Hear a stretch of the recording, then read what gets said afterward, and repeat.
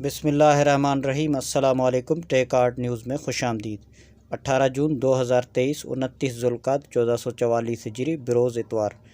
ٹیک art news لایا ہے سعودی عرب کے حالات اور قانون کی تبدیلیوں کی خبریں۔ اگر آپ بھی جاننا چاہتے ہیں تو چینل کو سبسکرائب کریں، لائک کریں، گھنٹی کے بٹن کو دبائیں تاکہ ہر آنے والی ویڈیو کا نوٹیفیکیشن آپ کو مل سکے۔ تو چلتے ہیں آج کے خبر نامے کی طرف۔ سعودی ولی عہد شہزادہ محمد بن سلمان بن عبدالعزیز نے اٹلی کے وزیر اعظم جارجیا میلونی کو سابق وزیر اعظم کی وفات پر تعزیت کی ہے۔ سعودی پریس ایجنسی کے مطابق ولی عہد نے اٹلی کے وزیر اعظم کو مکتوب روانہ کیا۔ شہزادہ محمد بن سلمان نے اپنے پیغام میں کہا ہے کہ ہمیں سابق وزیر اعظم کی وفات پر افسوس ہوا ہے۔ ہم متوفی کے اہل خانہ کے دکھ میں برابر کے شریک ہیں اور اٹلی کے عوام کے لیے ترقی کی امید رکھتے ہیں۔ سعودی سپریم کورٹ نے رویت حلال کمیٹیوں کے ارکان کے علاوہ عام مسلمانوں سے ذو الحجہ کا چاند دیکھنے کی اپیل کی ہے۔ سبق ویب سائٹ کے مطابق سپریم کورٹ نے کہا ہے کہ جس کسی کو بھی چاند نظر آ جائے تو اسے قریبی عدالت میں گواہی درج کرانی چاہیے۔ سپریم کورٹ نے کہا کہ القریٰ کیلنڈر کے مطابق یکم ذوالقعدہ 21 مئی کو تھا، لہٰذا آج 18 جون کو ذوالقعدہ کی 29ویں تاریخ بنتی ہے۔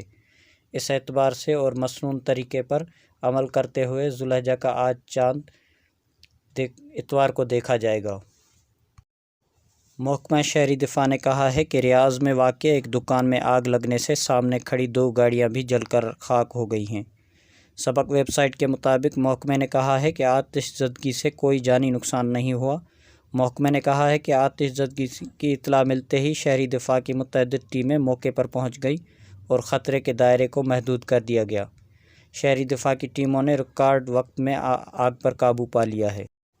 سعودی عرب کے مغرب میں واقع کمشنری الجموم کے تاریخی قلعہ اسفان ماضی میں حجاج کے قافلوں کے تحفظ کے لیے تعمیر کیا گیا۔ العربیہ نیٹ کے مطابق الجموم کی تاریخ میں ماہر ماجد السہلی نے بتایا کہ 14ویں صدی ہجری کے شروع میں الجموم میں قلعہ اسفان تعمیر کیا گیا تھا۔ اس کی تعمیر میں چوکور پتھر استعمال کیے گئے تھے جو قریبی پہاڑوں سے لائے گئے تھے۔ یہ قلعہ الجموم کے نمایاں ترین تاریخی مقامات میں سے ایک ہیں اور اسے تاریخی فن تعمیر کے اعتبار سے ایک شاہکار سمجھا جاتا تھا۔ ماجد السہلی نے بتایا کہ حجاج کے قافلے قریبی مقامات سے گزرتے تھے۔ جدہ سے الحجرہ روڈ کے راستے مدینہ منورہ جایا کرتے تھے۔ ان کی حفاظت کے لیے قلعہ تعمیر کیا گیا تھا۔ سعودی تاریخ دان کا کہنا ہے کہ قلعے کے کونوں پر 4 برج بنائے گئے تھے، جبکہ ہر دیوار میں 2 مزید برج شامل کیے گئے تھے۔ 2015 میں اسفان کی بلدیاتی کونسل نے قلعے کی بحالی کا کام مکمل کیا۔ جو ستون گر گئے تھے انہیں از سر نو تعمیر کرایا گیا۔ اس کے علاوہ قلعے تک پہنچنے کے لیے زینہ بھی بنایا گیا۔ سعودی حکام انڈیا سے آنے والے سیاحوں کے لیے ثقافتی ورثے کے مقامات کے فروغ کو ترجیح دے رہے ہیں، کیونکہ وہ آنے والے برسوں میں لاکھوں انڈین سیاحوں کو راغب کرنے کے لیے تیار ہیں۔ عرب نیوز کے مطابق سعودی ویژن 2030 کے متنوع منصوبے کے تحت مملکت میں سیاح ایک فروغ پذیر شعبہ ہے۔ اس ویژن کے اہم حصہ سعودی عرب کو ایک متحرک متنوع سیاحتی منزل اور مارکیٹ کے طور پر کھڑا کرنا ہے جو 2030 تک مجموعی گھریلو پیداوار میں 10% کا حصہ ڈالے گا۔ سعودی عرب میں کھجوروں کی دیکھ بھال کے حوالے سے قائم قومی مرکز کا کہنا ہے کہ کھلتی رنگت والی کھجوروں کو کسی قسم کی لیزر شعاعوں سے نہیں گزارا جاتا۔ عکاظ اخبار کے مطابق مرکز ٹوئٹر پر جاری بیان میں کہا گیا ہے کہ سوشل میڈیا پر وائرل ویڈیو کلپس میں کھجوروں کے لیزر ٹریٹمنٹ کے حوالے سے جو دعویٰ کیا جا رہا ہے وہ بے بنیاد ہے۔ بیان میں مزید کہا گیا ہے کہ کھجوروں کے رنگ کے حوالے سے سوشل میڈیا پر جو بے بنیاد باتیں کی جا رہی ہیں ان میں کوئی صداقت نہیں۔ کھجوروں کی رنگ میں تبدیلی کی متعدد وجوہات ہیں، جن میں سب سے اہم علاقے کی آب و ہوا، موسم ہوتا ہے، جس سے کھجور کے رنگ میں فرق آتا ہے۔ بیان میں کہا گیا ہے کہ ہر علاقے میں نمی کا تناسب جدا ہوتا ہے، جبکہ درجہ حرارت اور مٹی کی ساخت بھی کھجور کی رنگ پر اثر انداز ہوتی ہے۔ جن علاقوں میں نمی اور گرمی زیادہ ہوتی ہے وہاں کی کھجوروں کا رنگ گہرا ہوتا ہے، جبکہ وہ علاقے جہاں کی ہوا خشک اور مٹی چکنی نہ ہو وہاں کی کھجوروں کا رنگ کھلا ہوتا ہے۔ واضح رہے، سوشل میڈیا پر وائرل ہونے والی ویڈیو میں دعویٰ کیا گیا تھا کہ کھلتی رنگت کی کھجوروں کو لیزر ٹریٹمنٹ کے ذریعے یہ رنگ دیا جاتا ہے۔ قومی مرکز کا کہنا تھا کہ لوگوں کو چاہیے کہ وہ غیر مصدقہ باتوں پر توجہ نہ دیں، درست معلومات مصدقہ ذرائع سے ہی حاصل کریں۔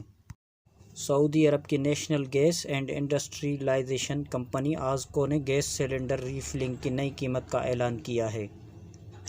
الاقتصادیہ اور اخبار 24 کے مطابق کمپنی کی ویب سائٹ پر گیس سلنڈر ری فلنگ کی نئی قیمت کا اطلاق اتوار 11 جون 2023 سے کر دیا گیا ہے۔ گیس کمپنی نے بیان میں کہا ہے کہ گیس سلنڈر کی ری فلنگ کی نئی قیمت 19 ریال 85 ہلالے ہوگی، جس میں ویلیو ایڈڈ ٹیکس شامل ہے۔ جدہ کے کنگ عبدالعزیز انٹرنیشنل ایئرپورٹ پر یمنی دارالحکومت صنعا سے عازمین حج کا پہلا قافلہ پہنچ گیا ہے۔ سبق ویب سائٹ کے مطابق یمنی عازمین کا استقبال کرنے والوں میں یمنی قونصل جنرل احمد السعدی پیش تھے۔